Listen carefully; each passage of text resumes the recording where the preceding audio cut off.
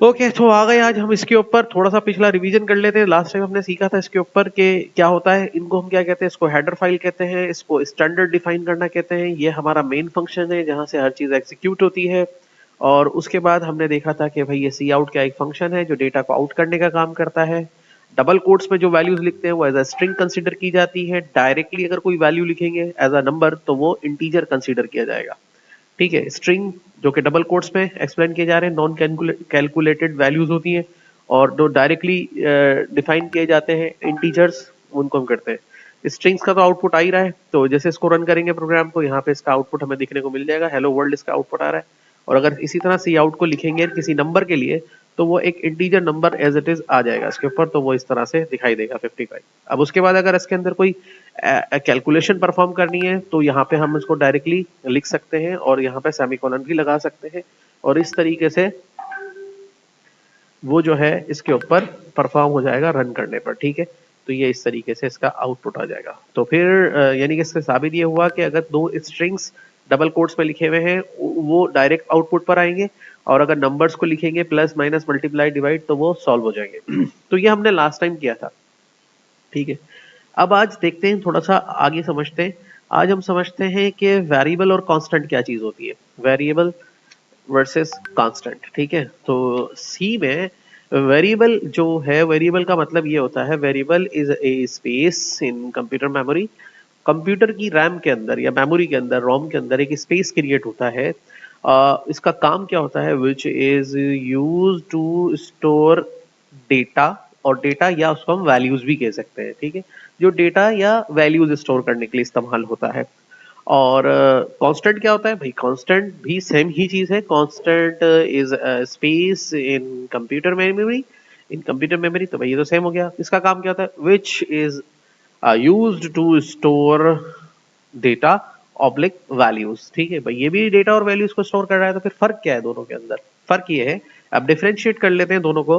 Variable values या data can be changed, changed मतलब या अपडेट ड्यूरिंग प्रोग्राम एग्जीक्यूशन। ठीक है, मतलब जब प्रोग्राम चल रहा होता है उस दौरान में वेरिएबल के अंदर ये कैपेबिलिटी है कि उसकी वैल्यू को अपडेट किया जा सकता है या चेंज किया जा सकता है। While constant, constant remain same, can not be changed during program execution. Program चलने के दौरान इनमें किसी भी किस्म का कोई चेंज वाकई नहीं हो सकता, और ना ही ये अपनी वैल्यूज को अपडेट कर सकते हैं। ठीक है, समझ में आ गई बात, क्लियर हो गई? तो देखते हैं कि वेरिएबल डिक्लेयर कैसे करते हैं। अब वेरिएबल बनाने से पहले आपको पढ़नी पड़ेगी डेटा टाइप। ठीक है, कि सी प्लस प्लस सपोर्ट्स कौन कौन सी डेटा टाइप्स को सपोर्ट करता है। अब डेटा टाइप्स क्या होती है भाई, मिसाल के तौर पे ये जो हमारे पास डेटा होता है, जैसे हमने यहाँ पे एक नाम लिखा, यहाँ पे हमने एक नंबर लिखा, यहाँ पे हमने एक और नंबर लिखा, यहाँ पे एक वैल्यू लिख दी।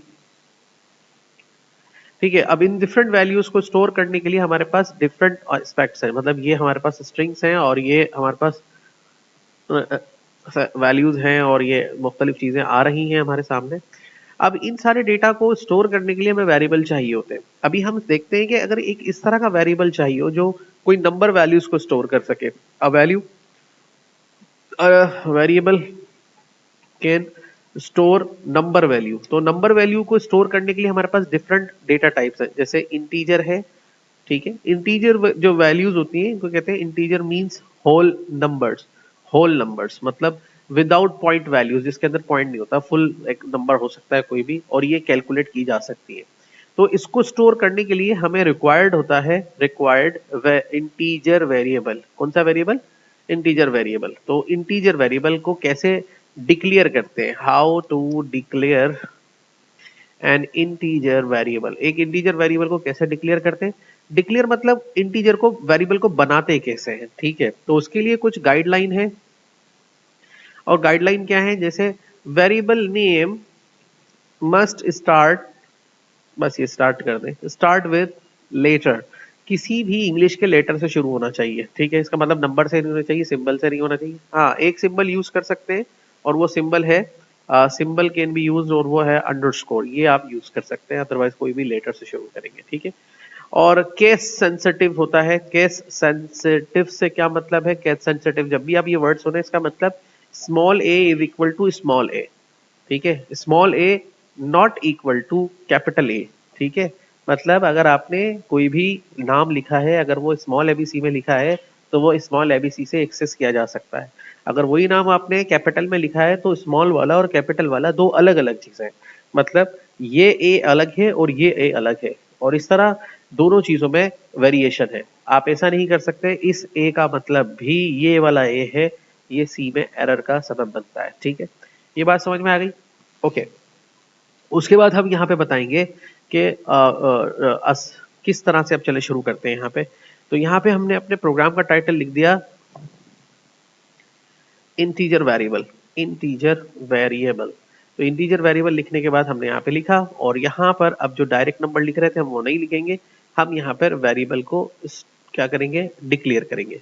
इंटीजर वेरिएबल डिक्लेयर करने के लिए आप INT का कीवर्ड यूज करेंगे और स्पेस दे देंगे, और उसके बाद वेरिएबल का नाम लिख देंगे। सपोज टू बी कोई भी नाम लिख सकते हैं, जैसे कि आपने इसका नाम रख दिया प्राइस। अब ये एक वेरिएबल बन गया प्राइस के नाम का, ठीक है। कोड को रन करके देखते हैं क्या कोई एरर वगैरह आ रहा है। तो यहाँ पे देखिए कोई एरर नहीं आ रहा, और आउटपुट हमारा लिखा रहा है इंटीजर वेरिएबल। तो भाई ये जो कोड लिखा है इसका क्या हुआ? भाई ये समझ लें, ये कोड लिखा है, मेमोरी में काम हुआ है, रिजर्व हो गया, बन गया, लेकिन आउटपुट उसका जब तक नहीं देंगे तो वो आउटपुट उसका नहीं आएगा। तो ये एक टेक्निक है वेरिएबल को डिक्लेयर करने की। अब इस वेरिएबल के अंदर कोई वैल्यू सेट कैसे करते हैं? तो वैल्यू सेट करने के लिए इस वेरिएबल का नाम वैल स्पेल करेंगे जैसे लिखा है, और बीच में लगाएंगे असाइनमेंट ऑपरेटर। अब यहाँ पर देखिए how to assign value to a integer, to an integer variable, to integer variable. तो इंटीजर वेरिएबल को कैसे वैल्यू असाइन करनी है? अब यहाँ पे आप पहले वेरिएबल का नाम लिखेंगे और ये बीच में लगाएंगे असाइनमेंट ऑपरेटर, और यहाँ पे कोई भी वैल्यू लिखेंगे और स्टेटमेंट टर्मिनेटर लगाएंगे। इस निशान को हम कहते हैं असाइनमेंट ऑपरेटर प्रोग्रामिंग लैंग्वेजेस में, ठीक है। ये इक्वल का निशान मैथमेटिक्स में है, लेकिन प्रोग्रामिंग लैंग्वेज सी प्लस और सी के अंदर इसको हम कहते हैं असाइनमेंट ऑपरेटर। इसका काम क्या होता है? इसका काम ये होता है राइट साइड वैल्यू को अप्लाई करता है, अप्लाई नहीं, असाइन करता है, assign to left side variables के ऊपर, ठीक है। मतलब लेफ्ट साइड पे जो भी वेरिएबल होगा और उस पर राइट साइड पे जो भी वैल्यू होगी उसको लेफ्ट वाले पर असाइन कर देगा। असाइन का मतलब उसके खाने में बिठा देता है, उसकी कर देता है, उसको दे देता है, ठीक है।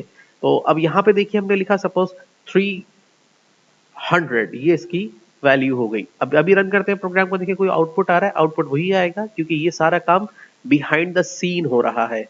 मिसाल के तौर पे मैं अभी आपको एक सवाल देता हूँ, ये काम कैसे हो रहा है?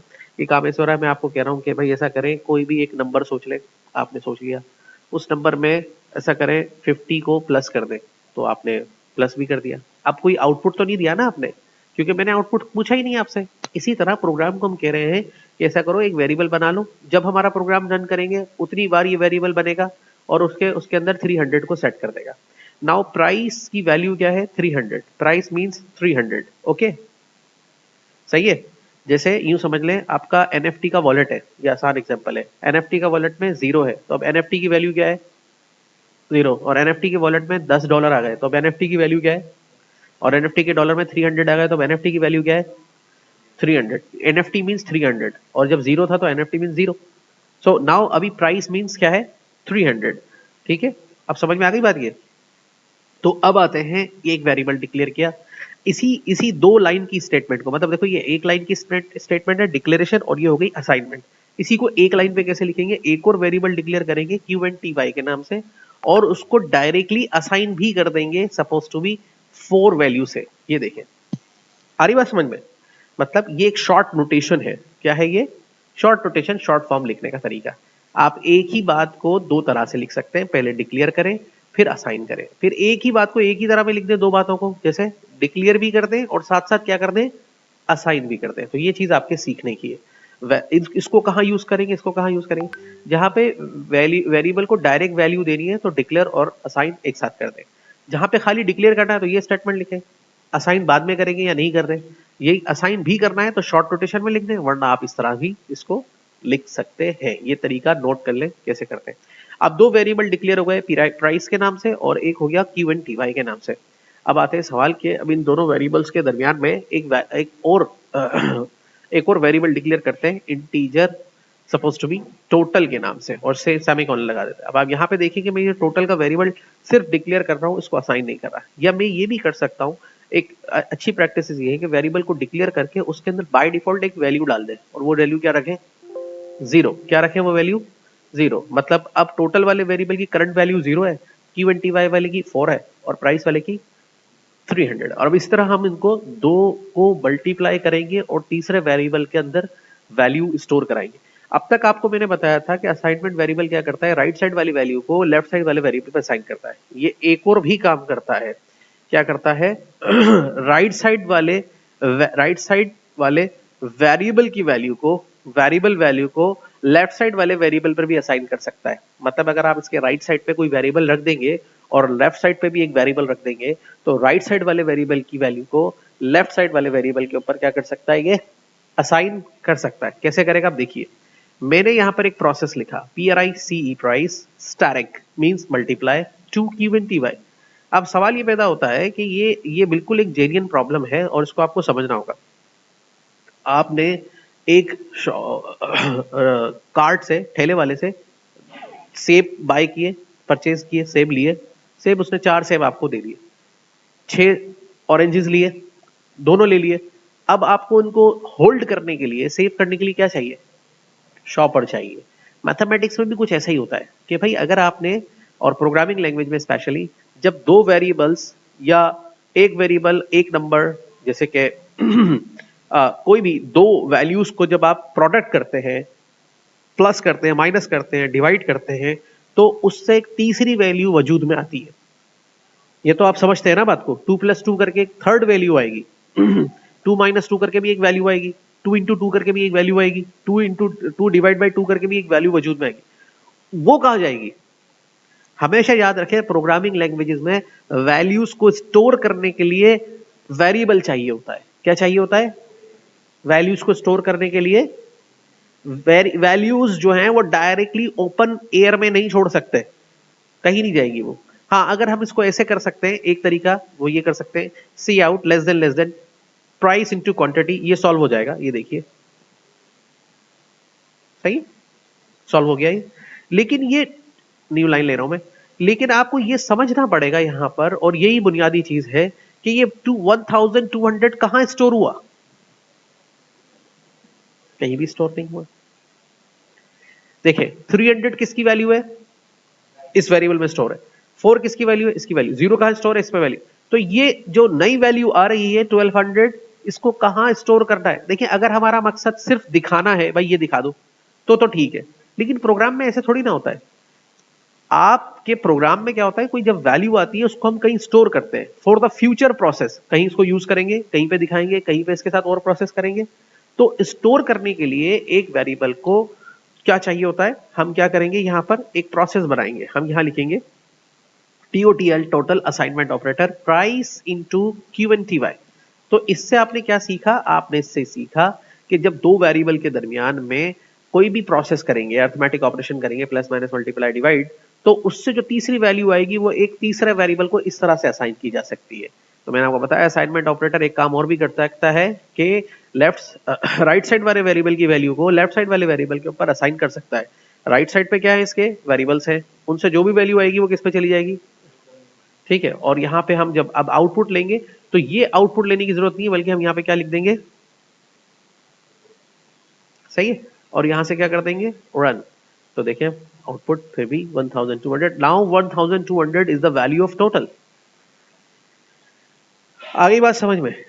तो यहां पर इन ऑपरेशंस को वेरिएबल्स के साथ आप दो तीन तरीके से करके सकते हैं। मतलब दो वेरिएबल को आपस में आप मल्टीप्लाई कर सकते हैं, प्लस कर सकते हैं, माइनस कर सकते हैं। एक वेरिएबल और एक कांस्टेंट को भी कर सकते हैं। मतलब एक वेरिएबल एक कांस्टेंट को कैसे करेंगे, मैं इसी पूरी स्टेटमेंट को यहां से कॉपी करता हूं और यहां पे पेस्ट कर देता हूं नीचे, ठीक है। और यहां पे क्वांटिटी में अब मैं क्वांटिटी वाली 4 नहीं लिख रहा, यहां पे कांस्टेंट नंबर डाल रहा हूं। अब आ गया कांस्टेंट नंबर, देखिए कांस्टेंट नंबर आ गया। यहां पे कांस्टेंट नंबर क्या है, कांस्टेंट नंबर है 6। अब मैं कैसे कह रहा हूं, price, what is price is the variable और 6 इज द कांस्टेंट। लेकिन अगर देखा जाए तो दोनों कौन सी वैल्यू स्टोर कर रहे हैं, इंटीजर। तो ये इंटीजर कांस्टेंट है और ये इंटीजर वेरिएबल है। और वेरिएशन में बता चुका हूं, ये अपडेट हो सकता है, ये अपडेट नहीं हो सकता। तो आप कहेंगे सर अपडेट करके बता दे, मैं भी करके बता देता हूँ आपको अपडेट। तो ये देखो मैंने यहाँ पे रन किया, तो अब इसका टोटल जो आ गया 1800 रुपए आ गया। कितना आ गया? तो भाई वेरिएबल की वैल्यू अपडेट हो गई। देखो यहां पर वेरिएबल की वैल्यू क्या थी? 1200। आपने एक और प्रोसेस किया, यहां पे वेरिएबल की वैल्यू क्या हो गई? 1800। हो रही है ना अपडेट? That's the matter. ठीक है, तो यहां पर समझना है आपको, एक और बात भी है, वेरिएबल की एक वीकनेस भी है। वेरिएबल की एक वीकनेस क्या है? वो वीकनेस मैं आपको बता देता हूं, ये यहां लिख देते हैं यहां। ठीक है, variable can hold, variable can hold one value in a time. एक वक्त में कितनी वैल्यू को होल्ड करेगा वो? मतलब यहां पर वेरिएबल की वैल्यू 1200 थी, लेकिन जब दोबारा रीअसाइन किया तो यहां पे क्या हो गई? और जैसी 1800 हुई तो वेरिएबल ने इस वैल्यू को जो यहां पर थी 1200 उसको लॉस किया और 1800 को अडॉप्ट किया, और इसी तरह से वेरिएबल अपने आप की वैल्यू को क्या कर सकता है? अपडेट कर सकता है। समझ में आ गई बात? ये क्लियर हो गई? अब इससे रिलेटेड कुछ असाइनमेंट दूंगा, वो आपने इसी तरह से मैं लिख कर दूंगा, आपने उसको सॉल्व करना है और उसको करके बताना है। ठीक है?